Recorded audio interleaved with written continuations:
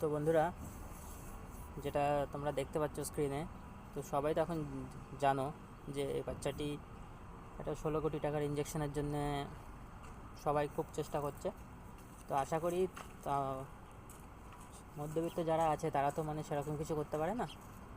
তো লাইক কমেন্টের দরকার নেই, আপনারা শুধু ভিডিওটা একটু শেয়ার করুন, যাতে এই ভিডিওটা যে কোনো একটা ভালো লোকের কাছে পৌঁছে যায় এই ভিডিওটা, এবং যাতে মেয়েটার 16 কোটির ইঞ্জেকশনটা খুব সহজেই তাড়াতাড়ি সবাই সহযোগিতা করে মেয়েটার জীবনটা যেন বেঁচে যায়। আর বেশি দিন সময় নেই, হয়তো 2-2.5 মাস সময় আছে, এর মধ্যেই মানে ইঞ্জেকশনটা দিতে হবে।